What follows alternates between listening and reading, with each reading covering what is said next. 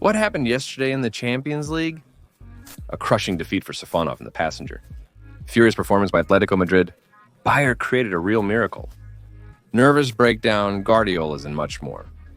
This is the top 10 from DOC of football. Friends, be sure to charge your royal like. And then we will definitely see you tomorrow. And today I wish you a pleasant appetite and a pleasant viewing. There is still no concrete situation with Mohamed Salah's contract. The footballer himself leaves very mysterious comments, which make you think that this is his last season at Anfield. His words after the victory over Southampton only confirm this. The potential loss of a leader overshadows Liverpool's beautiful season, and some of the former legends are critical of the Egyptian. They say, stop messing with the management's head, say yes or no. Jamie Carragher was dissatisfied and very disappointed with Salah's indecisiveness. There is clearly a disagreement between him, his agent, and the club regarding the terms of the new contract. Although I desperately want the parties to agree, the main victory for the club right now is in the Premier League, not the future of Salah, Van Dijk, or Alexander-Arnold. If Salah or his agent continue to post cryptic comments and tweets, it will be a display of egoism. They think about themselves, not about the team, said Carragher. I think many would agree with the Liverpool legend. On the other hand, it's hard to hold a grudge against Salah. He's been great this season, bringing a lot of points to the team with his actions. In short, what's happening between Liverpool and their longtime leader is really strange. After all these years of living together, they could have found a common language and at least agreed that all interruptions are put aside while the season is going on. Unfortunately, by summer there will be nothing to discuss, as the Egyptian's Liverpool contract will have expired by then. It seems to me, and to my great regret, with such an attitude, Salah is clearly closer to leaving the team, and there are enough contenders for him. The Egyptian has an offer from Saudi Arabia, where he will live in an environment familiar to him and receive enormous sums by European football standards for it. Also, recently there have been more and more news about Barcelona's interest. The leadership of the Catalans decided, why not get a top player for free, and is now working in this direction. That is, Salah still has the opportunity to play at a higher level, and not in Liverpool. Other grand teams are also not sleeping. Paris, Saint-Germain, Bavaria, and Juventus are tracking the Egyptian situation, and as soon as a conditional signal is given, they will try to sign him immediately. Considering Salah's recent words and the number of contenders for him, Liverpool doesn't have many chances to extend his contract. When Guler chose between Real Madrid and Barcelona, the reserves guaranteed him playing time.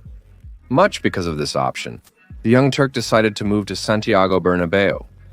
What's most crucial for a young soccer player? Correct, to gain experience in order to become a football star in the future. But first, injuries hindered Guler, and then Kylian Mbappe, who ruined many lives at Real. But that's not the point now. What matters is that Guler didn't receive what was promised. He spent a total of 300 minutes on the field this season, primarily as a substitute. Such a situation made the Turk think about leaving Real. However, the Madridistas are not rushing to release the young talent, believing he will become a key player in the future. But it doesn't seem like Guler could even potentially get a place in the starting lineup. He needs to leave. If Real is afraid of losing a future star, they might lease him to those in need. Such a player will simply be snatched away. Take, for example, London's Arsenal. Many wingers are currently being linked with them. Mikel Arteta aims to bolster the attacking line, and Guler could be useful to the Spaniard. A couple of years ago, Arsenal already rented a promising youngster from Real Madrid. He showed himself right away, and the Gunners decided to buy him out. Now, he's the team captain. The Arsenal management wants to go about it in roughly the same way. It plans to lease Guler. If he performs well, they will negotiate with Madrid about buying the young winger. If the Gunners give the Turkish Messi playing time, then such an opportunity should interest him. Still, he will play under one of Pep Guardiola's protégés in a formidable English side. But even if the move to Arsenal doesn't work out, there are plenty of suitors for him, from small to great. Guler wants to see the most special of all the special ones in his team.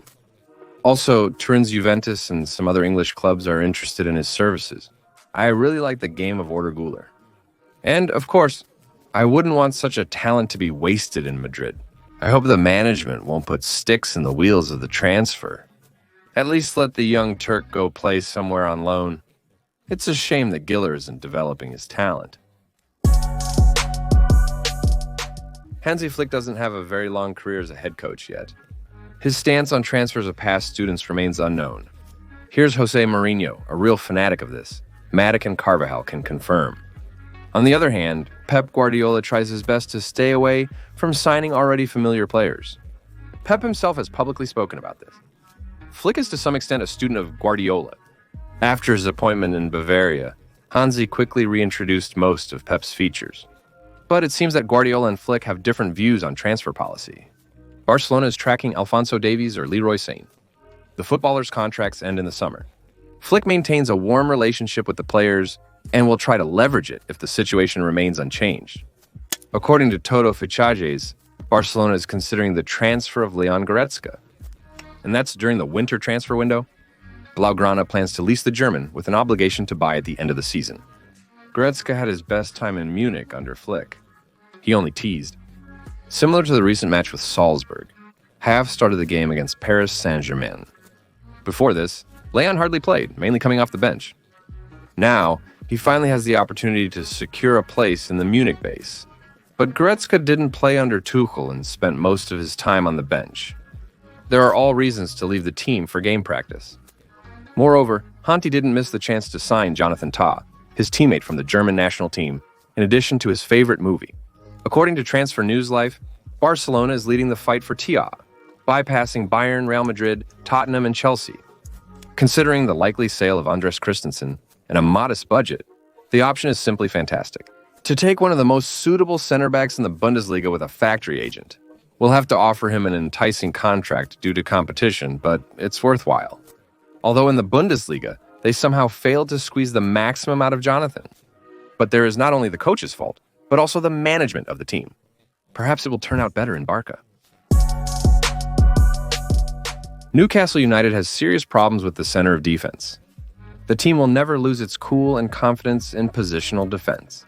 There are occasional matches like with Arsenal, when there are no complaints whatsoever to the defenders. But that's more the exception than the rule. This problem can be solved by one of the most experienced center-backs in the world. According to Fichajes, Soroki are considering signing Sergio Ramos. If Real doesn't take him, why not? An old horse will not spoil the furrow. Sergio is not at his best, but he is still in good shape. Check out the videos from his social networks, where he attempted to sway Madrid towards the transfers. It's visible that the Spaniard is very seriously following his body. The Reds are planning to offer Ramos a 1.5-year contract, under which the footballer will earn about 10 million euros. Alas, this is where the good news for Newcastle fans ends. Bad news.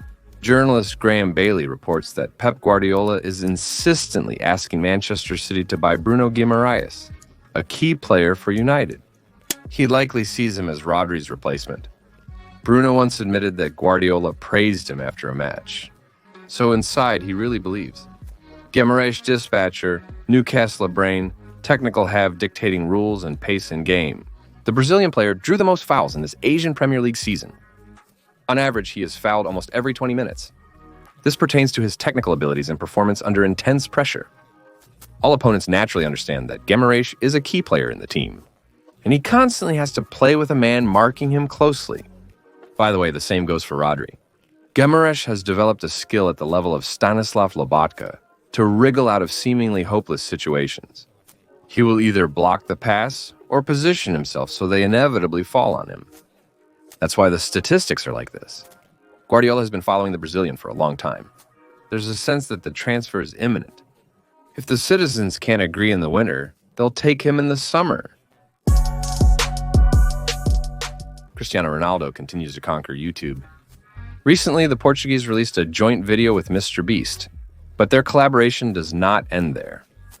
Beast announced that another video with Cristiano will be released on the 30th of November and called it the biggest video in history. The blogger also stated, "I can easily say that this will be my best video on YouTube for the entire year. The football world will like it." It seems that Christian and Beast have filmed some sort of football content, possibly a challenge or something like that. This time, it appears the video will be released on Beast's channel instead of Ronaldo's. Let's see. The first video of Mr. Beast and Ronaldo got 40 million views on YouTube in just 3 days. Beast said that Christian has a great option. He can invite anyone to his channel, and they will agree. Perhaps Chris should try to invite some other interesting and extremely popular guest. For example, Elon Musk. I don't know what they will talk about, but there is a real chance to see them together.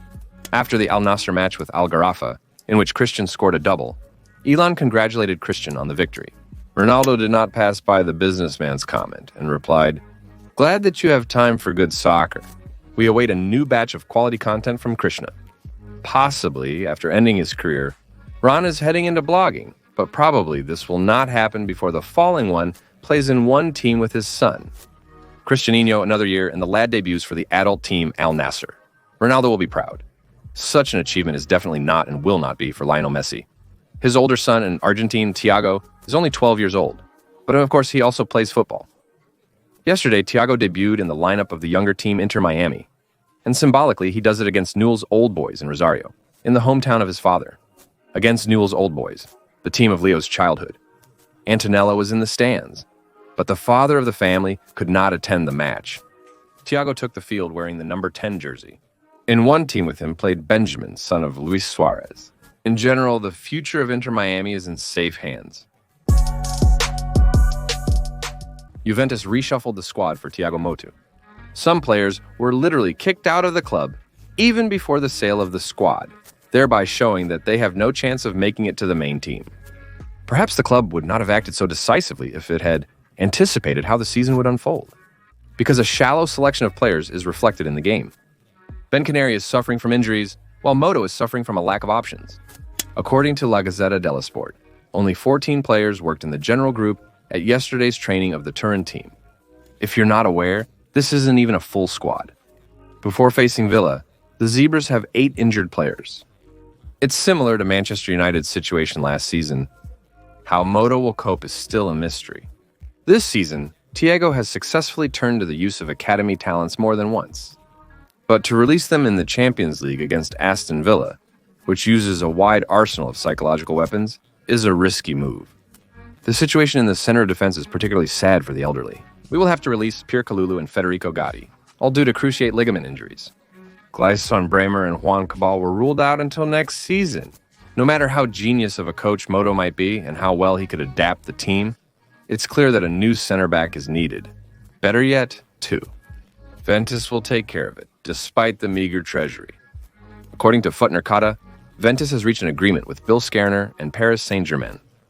The Slovak was eager to return to Serie A and play again, so he immediately accepted Brian Canary's offer without hesitation.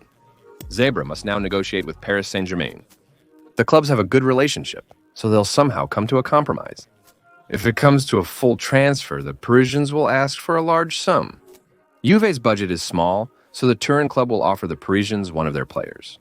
Likely one of the defenders, such as Arthur or Nicola Fagioli. Recent rumors suggest the club wants to remove them. If Skriniar continues to play the same way as he did at Inter, the fans won't have any questions about such a swap. But during the time that Milan sat on the Paris bench, one could completely lose heart and lose all former confidence.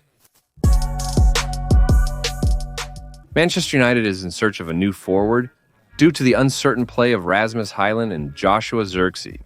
Upon parting with Sporting, Ruben Amorim stated that he will not be dragging the flip-flop players to MU, at least in the winter transfer window. However, the Red Devils' bosses made no such promises and can act as they wish. For example, to buy Victor Gyökeres. However, as Todd Fishahes writes, the transfer of the Swede with Wenger roots is more likely in the summer TU. The footballer of the opening of this season grew up in the academy of the modest Stockholm Telles. There, Brahmapoikarna Club, where Tottenham's Dejan Kulusevski and Lucas Bergvall grew up, noticed the forward.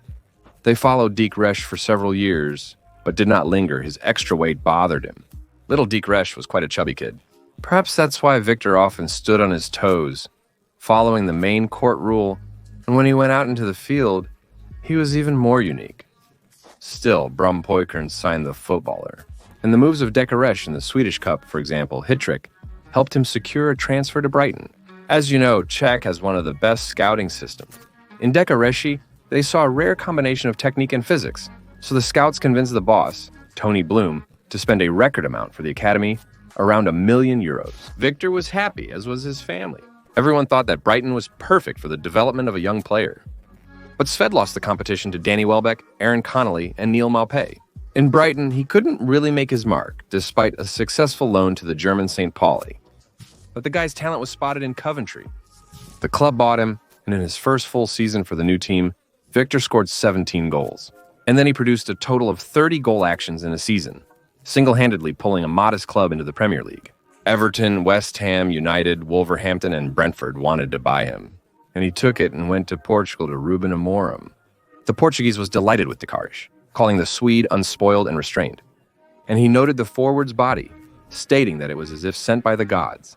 Amari is a big fan of the footballer. He certainly knows how to highlight his strengths. No matter what the coach promises, MU has to keep Decarish in his sights. The man momentarily formed a hat-trick in the Manchester City goalmouth. Look, in England too, a couple of similar tricks will be thrown out. The French lens is clearly following the Belarusian championship. A year ago, the club bought Abdulkadir Husanov from Energetic BGU for €100,000. By the way, this is my first university. Before the season, they brought in City Bain from BATE for $250,000. By this time, Husanov had become a starter. The Uzbek took the place of the injured Kevin Dans.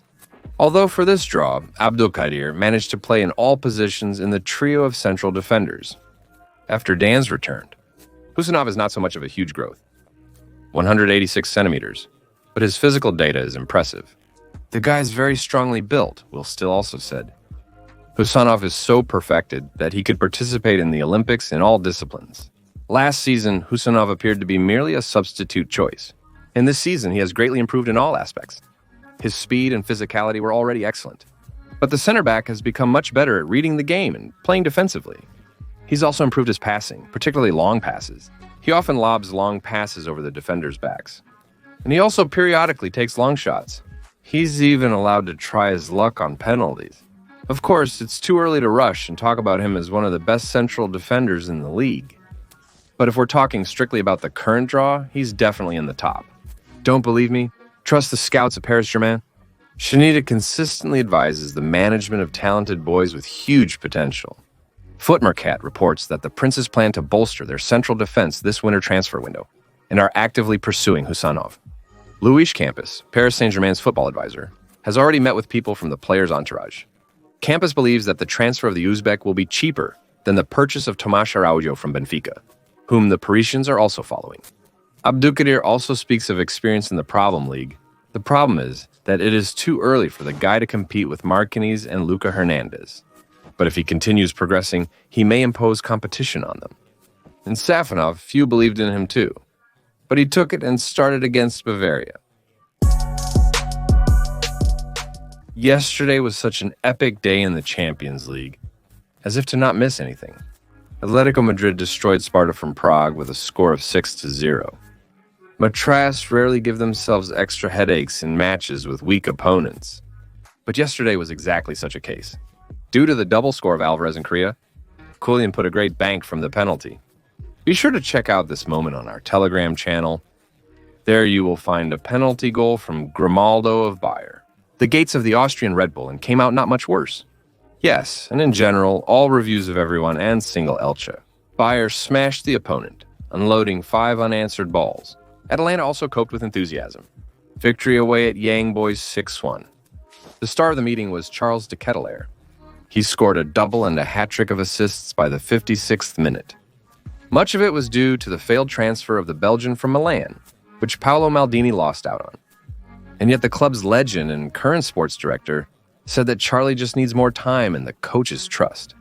As for trust, Luis Enrique decided yesterday to give it to Matvei Safonov. Alas, the result was sad. Although it wouldn't have been better with Donnarumma, or maybe it would have been, I don't know. But Safonov recorded a couple of beautiful saves for himself, but let the team down in the case with the only missed goal. Ciola deserves credit for not letting Matvei play well on the exit, but Safonov is still at fault. Things are even worse with the footwork. This is a strong aspect of Matvei's game, but 31% accuracy of passes. This is just a nightmare for Kuiper Grand. Matvei is not solely responsible. His partners also failed him. The text also mentioned Bavaria's pressing, But overall, the game was a failure, after which Safonov risks being benched forever. After the match, Enrique declared, "Everyone is responsible. There is no need to look for the guilty. If anyone is to blame, it's me." I thought Matfi was the best fit to counteract Bavaria's press. Meanwhile, Paris Saint-Germain was on par with Bavaria, and even better in the second half, until Ousmane Dembele carelessly got his second yellow card almost on the spot and left his team in the minority. Everything became clear. Paris Saint-Germain risks missing the Champions League playoffs. Right now, the Princes are in the 16th line of the table and are behind the curve. They need to break into the top 24, and there are only 3 matches left to correct the situation. Haaland is having a tough season at Manchester City. The Norwegian continues to score a lot and remains the best bombardier of the Asian Premier League. However, his goals often do not decide the outcome of matches. When the team desperately needs a leader, Haaland usually remains in the background. Nevertheless, the management continues negotiations about extending his contract. But there are rumors that these discussions may end up fruitless. Reports suggest the Norwegian has been contemplating leaving the club for a while, and his decision will be known soon. Meanwhile, the media does not stop guessing about his next club. The interest of Real and Barcelona has long been known to everyone who follows the situation. However, the emergence of rumors about a possible move to Paris Saint-Germain was a surprise. Parisians really need not only a productive forward, but also an attack leader. Everything is going smoothly in their home arena. The team scores as much as they want, thanks to the absence of serious competitors. But in the Champions League, the situation is different. Paris Saint-Germain faced a severe crisis in this tournament. In 5 matches, the team scored only 3 goals, the second worst record in the table, after bottom-placed Young Boys. This statistic is not just alarming, it screams about the problems of Parisians in creating and realizing moments.